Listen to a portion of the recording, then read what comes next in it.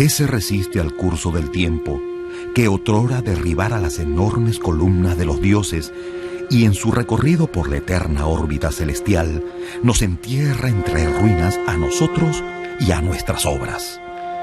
Este apunte lo escribió el trotamundos Konrad Celtis a la vista de la ciudad más antigua de Alemania, en el año 1498.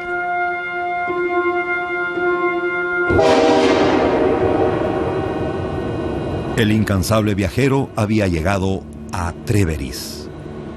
A la vista de las termas imperiales, exclamó: «Aquí, en estas puertas, arcos, pabellones, creo ver a la antigua Roma en su más profunda caída en sus ruinas». Siguió adelante y descubrió el enyerbado anfiteatro, donde ya no se celebraban combates de gladiadores. No pudo cruzar la puerta fortificada más famosa del Imperio Romano, la Porta Nigra, Puerta Negra, que por esa época ya era una iglesia. Un escritor romano constata lacónicamente que Treveris, la ciudad más refinada de la Galia, ha sido 3 veces destruida.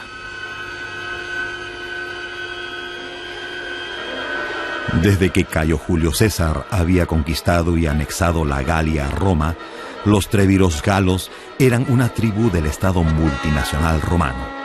Se habían entendido pronto con los conquistadores.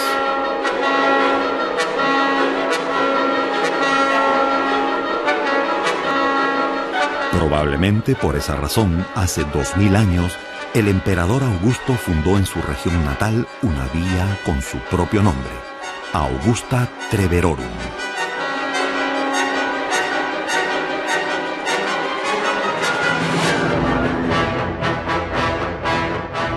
Cuando bajo la égida de Trajano el Imperio Romano había alcanzado su mayor extensión y el avance de las legiones parecía incontenible, Augusta Treverorum era ya una ciudad importante en el Imperio Romano.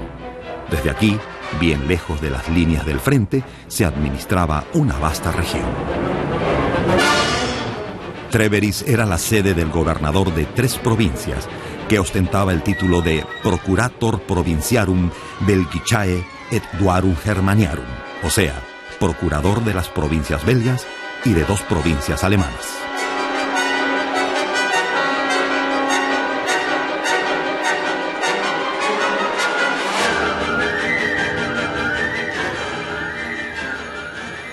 El Mosela. Situada a orillas del río a principios del siglo IV, Treveris se hallaba en el apogeo de su poderío, y la suntuosidad de sus edificios se correspondía plenamente con su preeminencia política.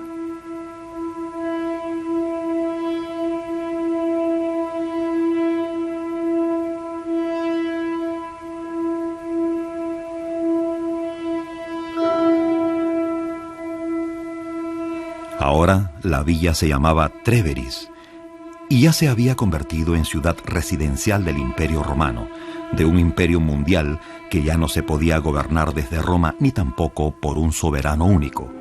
El poder era compartido entre varios emperadores.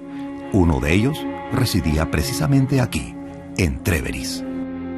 Con 30 metros de altura, sobresalía por encima de todos los edificios de la época el aula palatina del Palacio de Constantino, la actual basílica, terminada en el año 310 por Constantino, más tarde llamado el Grande.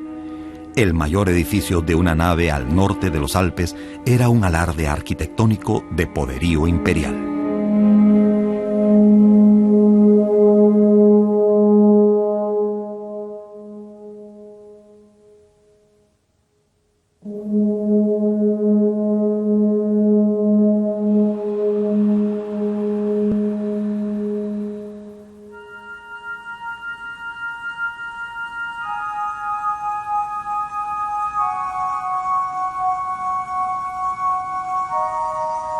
Revestida de mármol y adornada con murales, la imponente sala de audiencia era capaz de desalentar a los embajadores y peticionarios forzados a atravesarla para plantearle sus asuntos al emperador.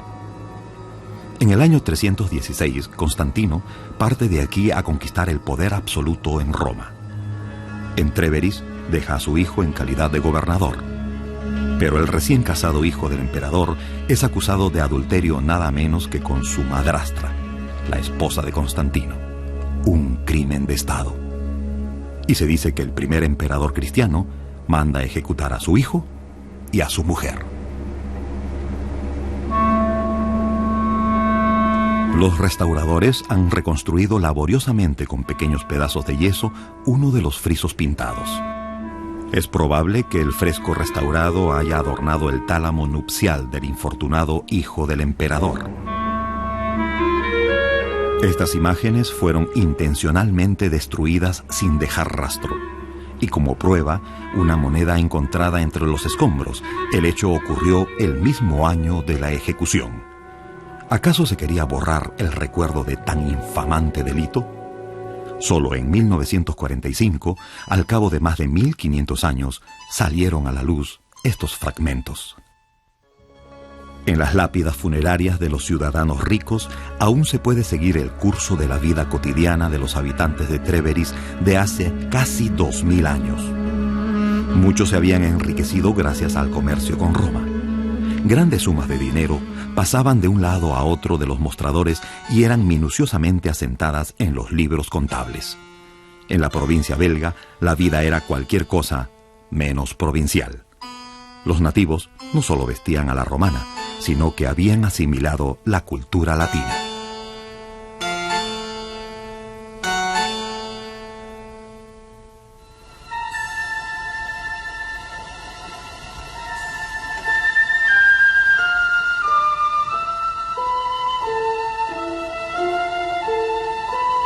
Aseo matutino en casa de una familia acaudalada. Combates de gladiadores en el anfiteatro. O carreras de caballo en el circo. Acostumbrados al placer y a los espectáculos públicos, los habitantes de Tréveris no querían renunciar a sus entretenimientos ni siquiera en situaciones de catástrofe. Horrorizado, un escritor romano había exclamado: «Insensatos, reclamáis juegos después de tantos asesinatos y devastaciones». Pero aquellas eran aguas pasadas. Ahora no solo había que lamentar devastaciones, que por lo demás tampoco faltaban.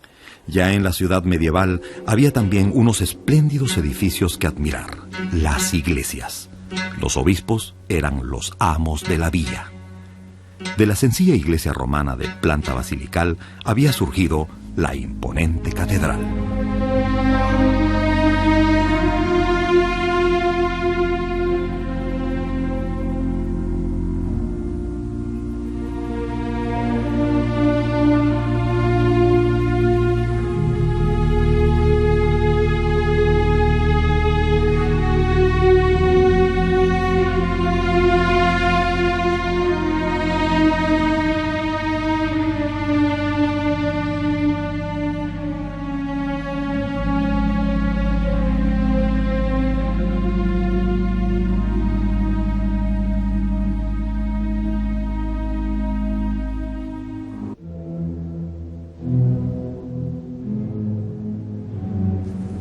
La iglesia de Nuestra Señora, como la catedral, surgió de la primitiva iglesia basilical romana y sin embargo es completamente diferente tanto por su traza como por su aspecto.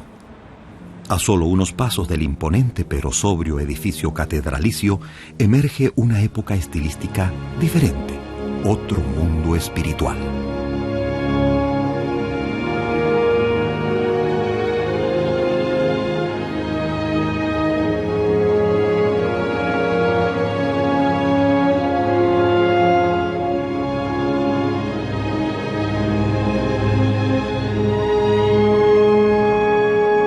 Nos fascina la arquitectura gótica del período anterior con su impulso ascensional y su mística penumbra. Pero a los ojos del esteta renacentista, el gótico era ya un arte decididamente anticuado. No obstante, en este grupo de figuras, el esteta renacentista volvería a encontrar una genuina expresión de su propia época.